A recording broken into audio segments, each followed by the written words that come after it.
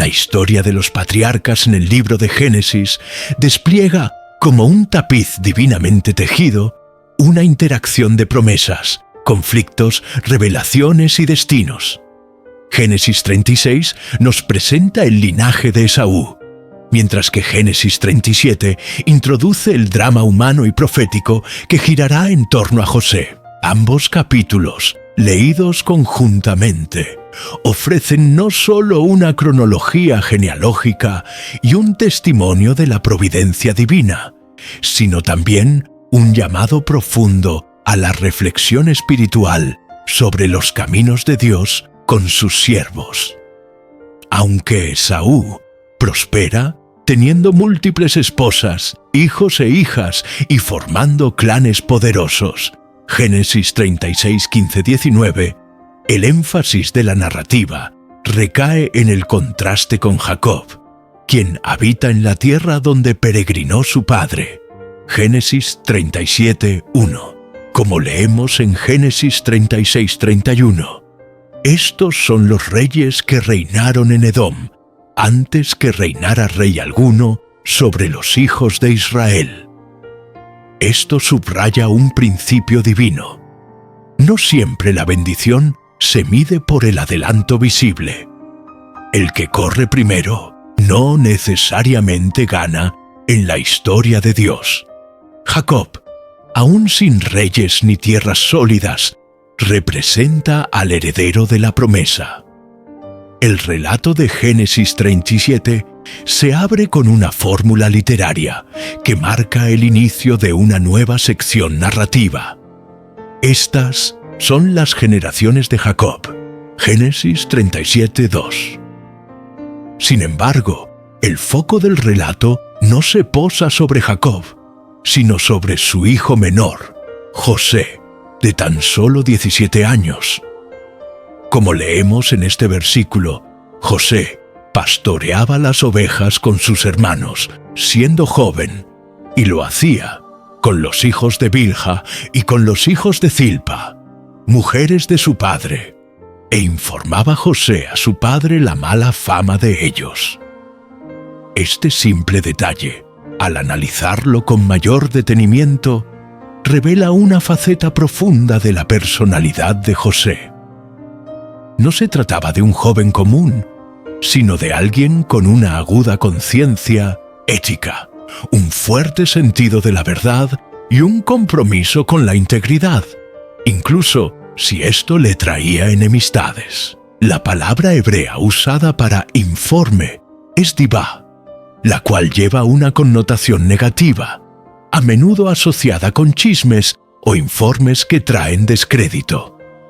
Aunque el texto no emite juicio directo sobre la actitud de José, sí es evidente que este tipo de reportes incrementaba las tensiones con sus hermanos. Este conflicto latente se intensifica con el favoritismo explícito que Jacob, también llamado Israel, muestra hacia su hijo. Como lo vemos en Génesis 37:3, Israel amaba a José más que a todos sus hijos, porque lo había tenido en su vejez, y le hizo una túnica de diversos colores. Este acto, que podría parecer de cariño paternal, en realidad tiene un peso simbólico mucho mayor. En el mundo del antiguo Oriente Próximo, las túnicas de colores largos no eran vestimenta ordinaria. Más bien, representaban rango, privilegio y posición. No era solo una muestra de afecto, sino una declaración pública de estatus, casi como si Jacob señalara a José como heredero, pasando por alto a sus hermanos mayores. Este gesto, lejos de pasar desapercibido, provoca en ellos una profunda herida de celos y resentimiento. El versículo 4 lo expresa de manera conmovedora. Viendo sus hermanos que su padre lo amaba más que a todos ellos, lo aborrecían y no podían hablarle pacíficamente. Aquí no solo se trata de rivalidad fraternal, sino de una ruptura relacional total no podían dirigirle una palabra de paz. La paz, shalom, en la cultura hebrea, es más que la ausencia de conflicto. Representa bienestar, armonía y comunión. Así, la imposibilidad de hablarle con paz es un claro reflejo de un corazón lleno de odio. Treto. Los sueños del cielo y la reacción de la carne. El corazón del capítulo 37 se desarrollan dos escenas oníricas que marcarían no solo la vida de José, sino el curso completo de la historia redentora de Israel. Como leemos en Génesis 37, 5-11, José comparte primero un sueño donde sus gavillas se levantan en medio del campo y las de sus hermanos se inclinan ante la suya. El segundo sueño eleva aún más el simbolismo. El sol, la luna y 11 estrellas se postran ante él. Estas imágenes, cargadas de una poética celestial, no deben entenderse como productos de una mente joven e imaginativa, sino como revelaciones proféticas dadas por Dios a un instrumento escogido. Así lo entendieron inmediatamente sus hermanos, quienes reaccionaron con aguda hostilidad. ¿Reinarás tú sobre nosotros? ¿O te enseñorearás de nosotros? Génesis 37, 8. Estas preguntas retóricas nacen de un corazón herido por los celos, pero también reconocen, aunque involuntariamente, el contenido profético del sueño. La actitud de los hermanos, ya encendida por el favoritismo de su padre, se torna en un odio inflamado. Cada palabra de José que apuntaba hacia su exaltación futura era como una espina que profundizaba la herida en el orgullo de sus hermanos. La Escritura dice que lo aborrecían aún más a causa de sus sueños y de sus palabras. Génesis 37, 8. Dejando entrever que no solo les molestaban las visiones, sino también la manera franca con que José las compartía. En una cultura donde los sueños tenían connotaciones espirituales serias, sus palabras no eran meras fantasías, sino declaraciones de un destino divinamente marcado. En el segundo sueño, como lo vemos en el versículo 9, la inclusión del sol y la luna hace alusión directa a sus padres. Esta imagen, aunque más audaz, también es más reveladora. No solo sus hermanos, sino incluso sus propios progenitores estarían bajo una autoridad que Dios mismo estaba levantando. Al relatar el sueño ante su padre y sus hermanos, Jacob lo reprende diciendo: ¿acaso vendremos yo y tu madre y tus hermanos a postrarnos en tierra ante ti? Génesis 37:10. Sin embargo, esta corrección no es un rechazo absoluto, pues el versículo siguiente nos dice que su padre meditaba en esto. Génesis 37:11. Esta frase, rica en profundidad espiritual, indica que Jacob, aunque sorprendido, percibía que había algo más en el sueño de su hijo.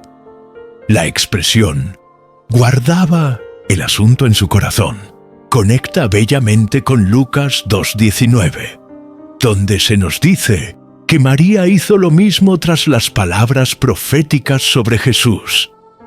María guardaba todas estas cosas, meditándolas en su corazón.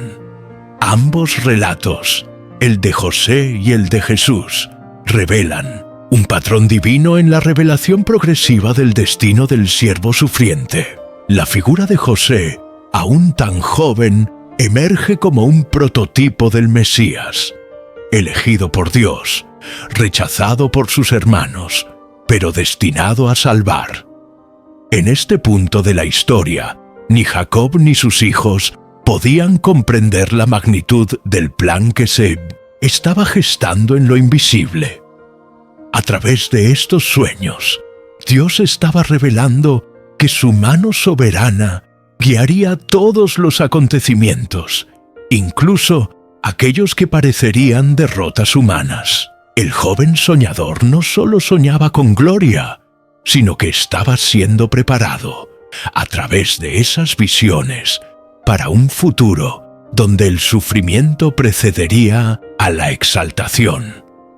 Así, en el relato de Génesis 37, no encontramos una simple disputa familiar, sino el inicio de una narrativa que lleva la firma divina desde su primer símbolo. Cada gavilla inclinada, cada estrella postrada, nos señala que el reino de Dios avanza muchas veces en silencio, en sueños, en medio del rechazo. Pero lo que Dios ha revelado no puede ser detenido, y los sueños de José serían la brújula que lo sostendría aún en las noches más oscuras de su cautiverio futuro.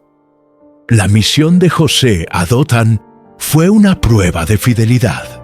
Según el relato de Génesis 37, 12-17, Jacob envía a José a Siquem para ver a sus hermanos. José, sin vacilar, responde: «Heme aquí». Génesis 37:13. Esta frase, usada también por otros grandes siervos de Dios en la Biblia, refleja una disposición incondicional al llamado del deber, incluso si éste implica riesgos personales. Lo vemos recorrer largas distancias y al no encontrarlos en Siquem, sigue hasta Dotán, guiado por la palabra de un hombre que lo encuentra vagando en el campo. Este acto revela un espíritu obediente y valiente, pues ya había sido testigo del odio de sus hermanos. Su obediencia no está basada en conveniencia ni en ignorancia del peligro, sino en una sumisión profunda a la autoridad de su padre. En Dotán, según el versículo 18, los hermanos lo vieron de lejos y conspiraron contra él. La frase que usan es reveladora.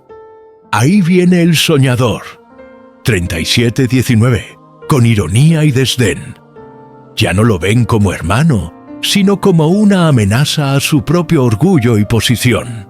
La idea inicial es matarlo y ocultar el hecho, atribuyéndolo a una bestia salvaje. Génesis 37:20. Pero Rubén, el hermano mayor, intenta salvarlo proponiendo lanzarlo a una cisterna vacía. Génesis 37:22.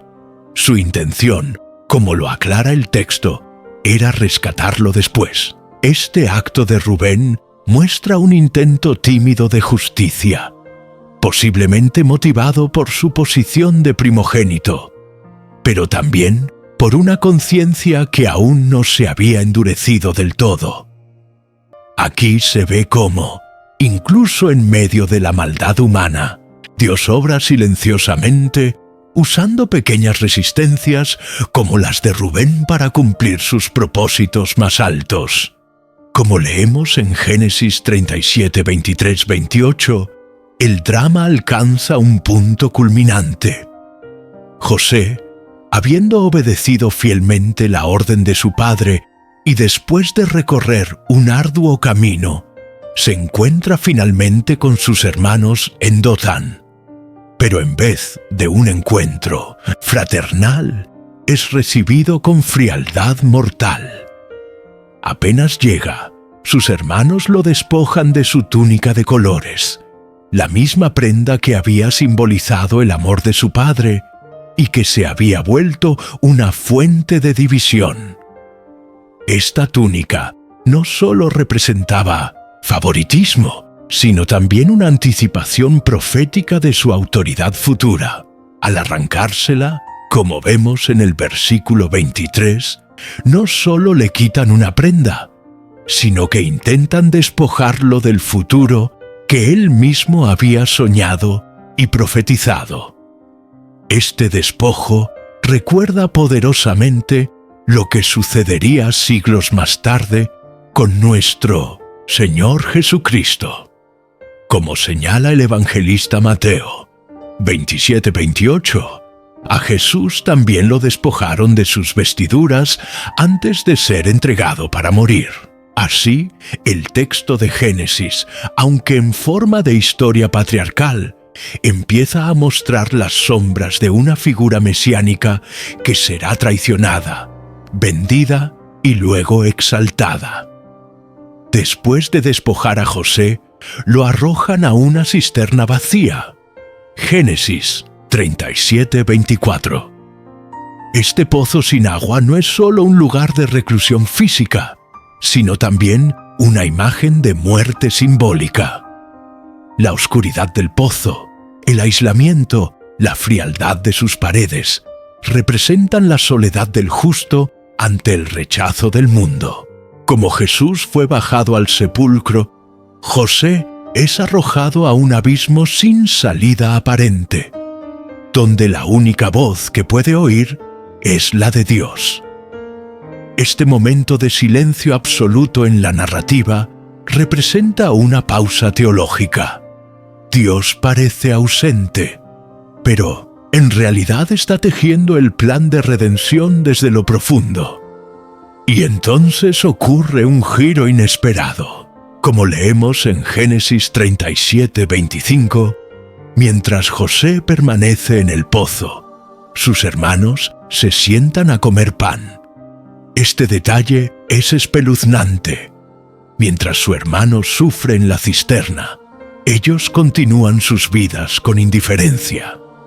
Este contraste señala la dureza del corazón humano cuando el pecado ha arraigado profundamente. El acto de comer, que en otras partes de la Biblia representa comunión y pacto, aquí aparece como símbolo de traición y desunión. Es una imagen que anticipa también la última cena, donde Jesús es traicionado por uno que comparte el pan con él. Mateo 26-23. En ese momento, una caravana de ismaelitas pasa camino a Egipto. Vemos cómo, en un giro providencial, se abre una posibilidad diferente. Judá, el cuarto hijo de Jacob, propone una idea que cambiará la historia. ¿Qué provecho hay en que matemos a nuestro hermano y encubramos su muerte? Venid y vendámosle a los ismaelitas. Génesis 37, 26-27. La propuesta de Judá, aunque nacida del cálculo más que de la compasión, se convierte en el instrumento de Dios para salvar la vida de José y ponerlo en el camino hacia su destino. Es notable que el precio acordado para la venta de José es de 20 piezas de plata. Génesis 37-28. El mismo valor que luego se utilizaría en la ley mosaica para rescatar a un esclavo. Éxodo 21-32. Esto no es casualidad. Más tarde, Jesús sería vendido por 30 piezas de plata. Mateo 26-15. Un eco profético más de la historia de José. El versículo 28 declara con sobriedad: y sacaron a José del pozo, y lo vendieron por 20 piezas de plata a los ismaelitas, quienes lo llevaron a Egipto. Esta sencilla afirmación encierra una verdad teológica profunda. Los planes humanos no detienen el propósito divino. Lo que parece un descenso, ser llevado como esclavo a la tierra extranjera, es, en el plan de Dios, un ascenso disfrazado. Egipto no será para José el fin, sino el principio de su exaltación. Como lo afirma más adelante en Génesis 50-20, José mismo interpreta toda esta secuencia bajo la luz de la soberanía divina. Vosotros pensasteis mal contra mí, mas Dios lo encaminó a bien. Esta afirmación no es una resignación pasiva, sino una proclamación de confianza activa en un Dios que convierte la traición en bendición, el dolor en propósito y el exilio en exaltación. José no guarda rencor, porque ha entendido que detrás de cada acción humana hay un diseño divino que, aunque misterioso, es siempre bueno. Así, la historia de José anticipa a Cristo no solo en los hechos: traición, venta, sufrimiento, exaltación, sino también en el espíritu. Como José, Jesús no respondió con odio a sus enemigos, más bien, desde la cruz clamó: Padre, perdónalos. Lucas 23:34. Como José, Jesús fue enviado a los suyos, y los suyos no lo recibieron. Juan 1:11. Como José, descendió a la profundidad del sufrimiento para, luego, ser exaltado a lo sumo. Filipenses 2:8-9. En esta escena cargada de dolor y profecía, entendemos que la traición que sufre el justo no es el final de su historia, sino el inicio de una narrativa de redención. José fue vendido, sí, pero fue vendido con propósito. Fue herido, pero no destruido.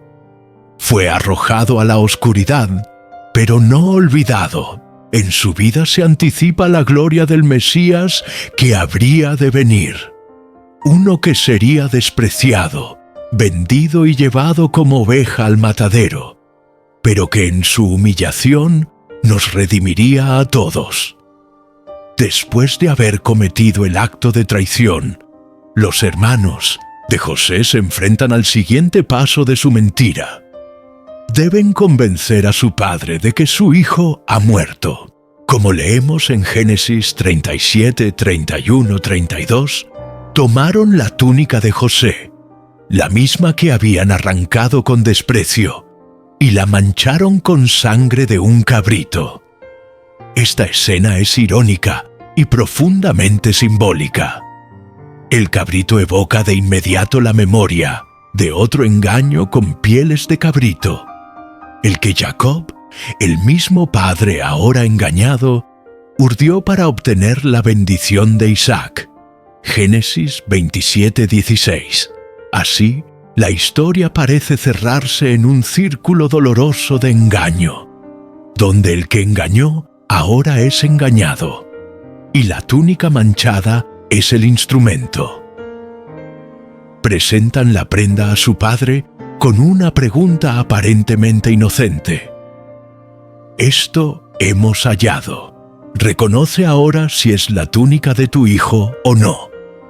Génesis 37:32. La forma en que presentan la prueba está cargada de crueldad emocional. No dicen que encontraron a José muerto. No explican más. Le entregan el objeto y le dejan sacar su propia conclusión. La manipulación es tan refinada como devastadora. Jacob, al verla, no duda. Es la túnica de mi hijo. Alguna mala bestia lo devoró. 33. La ausencia de José, unida al símbolo de la túnica ensangrentada, destruye su corazón. El dolor de Jacob es inmediato y abrumador. Dice el texto en el versículo 34, que rasgó sus vestidos, se ciñó de cilicio y guardó luto por muchos días. Esta es la primera vez que aparece en la Biblia una descripción tan clara del duelo en su dimensión más humana. El cilicio, símbolo de dolor y humillación, revela un corazón quebrantado. Jacob no acepta consuelo. Cuando sus hijos y hijas intentan consolarlo, él responde con una frase profundamente conmovedora. Descenderé enlutado a mi hijo hasta el Seol. Pisto 35. Esta declaración revela no solo su pena, sino también su percepción del Seol como el lugar final donde podrá reencontrarse con su hijo. El dolor de un padre por un hijo perdido es uno de los sufrimientos más intensos que puede registrar la Escritura, y aquí lo vemos desplegado con crudeza. Este momento de luto también tiene un significado teológico. En Jacob vemos al patriarca quebrado, confrontado con las consecuencias de un ciclo de engaños familiares.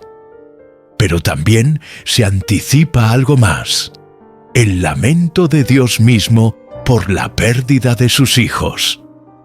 Así como Jacob se niega a ser consolado, también el corazón de Dios se aflige cuando sus hijos se alejan.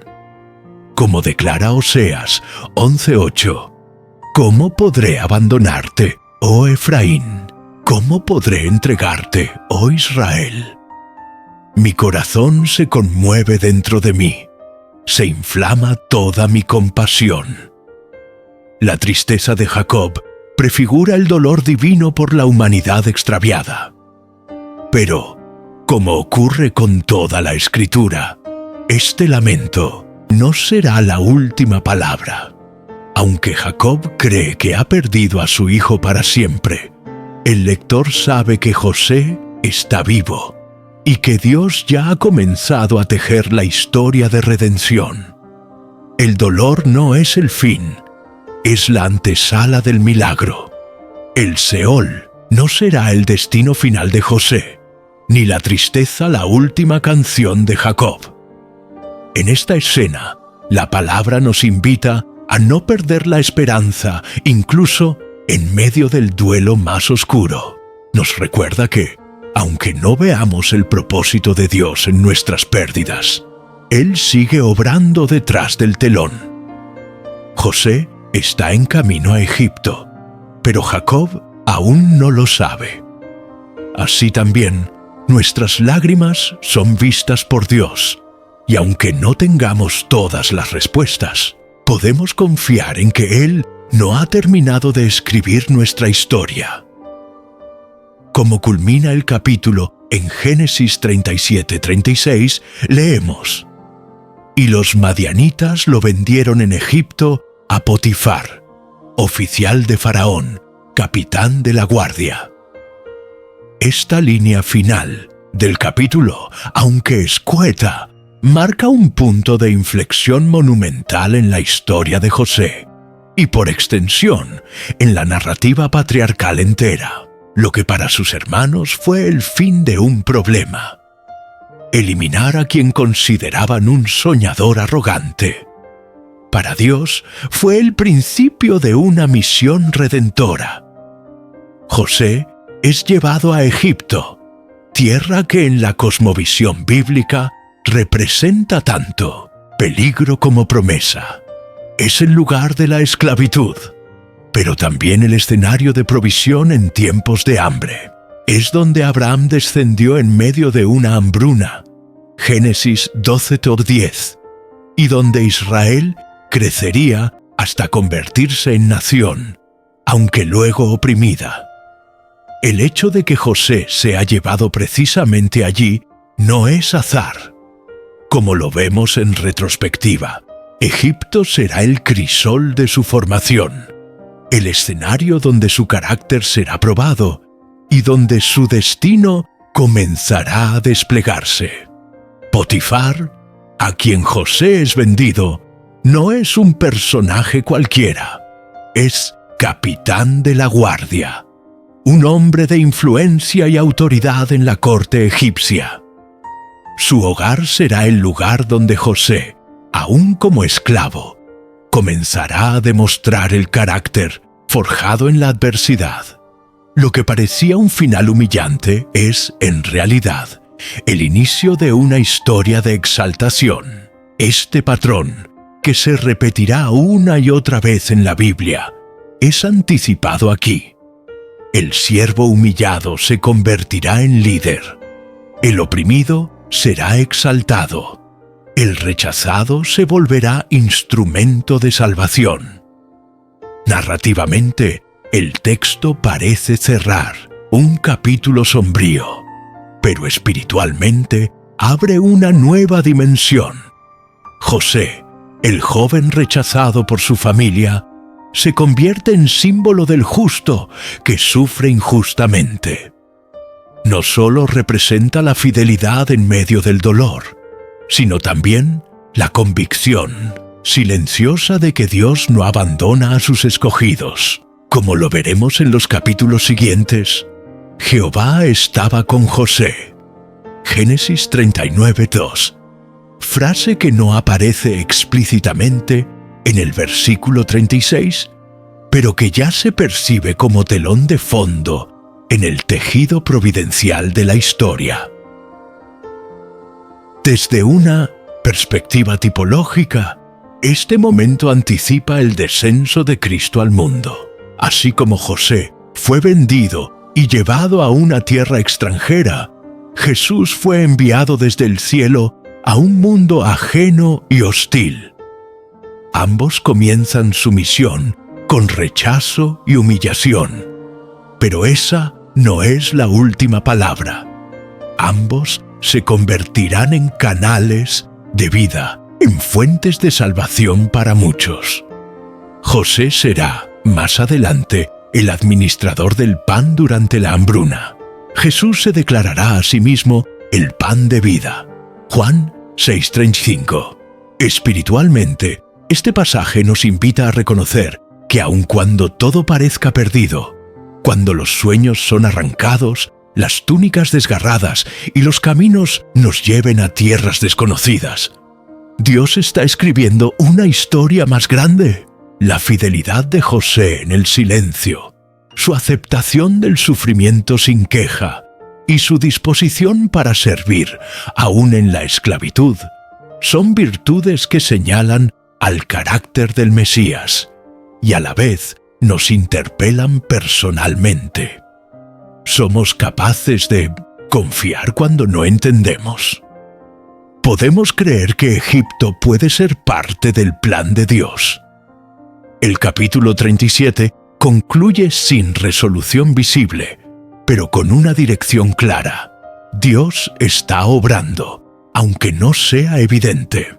El lector es dejado con la tensión del suspenso, pero también con la certeza de que la providencia divina guía cada paso. El Dios de los sueños, que habló a José en visiones, sigue guiándolo, incluso en la esclavitud. Y ese mismo Dios guía también nuestras vidas. Así se cierra esta escena, no con un punto final, sino con una coma divina. José ha sido vendido, pero no olvidado. Su túnica ha sido rasgada, pero su propósito permanece intacto. Ha sido arrojado al abismo, pero el cielo no ha dejado de mirarlo. El nuevo capítulo se abre, y con él, el lector es invitado a caminar junto a José en Egipto, para descubrir que aún en la tierra de aflicción, Dios sigue siendo fiel. Este relato está lleno de lecciones espirituales. Primero, nos enseña que los planes de Dios no se frustran por el pecado humano. Los sueños de José parecían enterrados en el pozo, pero en realidad estaban siendo impulsados hacia su cumplimiento. Segundo, aprendemos que el sufrimiento y la traición a menudo son parte del proceso divino. José fue traicionado por los suyos, como Cristo, pero ambos fueron exaltados a lugares de gobierno y salvación. Tercero, el favoritismo y la envidia generan divisiones profundas. Jacob amó a José más que a sus hermanos, y estos no supieron canalizar su dolor. Como creyentes, estamos llamados a vivir en unidad, sin alimentar celos ni contiendas. Cuarto, la fidelidad de José en obedecer a su padre, heme aquí, debe inspirar a todos los hijos de Dios a vivir en obediencia, aun cuando implique peligro o rechazo. En suma, la lectura conjunta de Génesis 36 y 37 nos muestra cómo la historia de la redención se abre paso, incluso entre conflictos familiares, engaños y traiciones. Esaú representa la gloria terrenal, el crecimiento sin promesa. José, en cambio, representa al escogido que sufre, pero que al final es exaltado para bendecir a muchos. Como lo vemos en toda la Escritura, los que esperan en Jehová tendrán nuevas fuerzas. Isaías 40:31. Y en José vemos una sombra clara del que habría de venir, Cristo Jesús, traicionado, humillado, pero exaltado a lo sumo. Y así, como leemos en Génesis 37:36, aunque José parecía haber sido entregado en manos ajenas, la historia apenas comenzaba, pues en cada paso Jehová estaba con él. Esta verdad, aunque velada para los ojos de Jacob, resplandecería con más fuerza capítulo tras capítulo hasta convertirse en la esperanza de Egipto y finalmente en la plataforma para la revelación del Mesías. ¿No es así también en nuestras vidas? Lo que hoy nos parece pérdida puede ser parte del sueño divino que aún no se ha cumplido. Aun cuando la túnica esté desgarrada y parezca que la fiera ha vencido, Dios sigue escribiendo nuestra historia con fidelidad. Y en Cristo, el verdadero Hijo amado, todos los sueños se cumplen.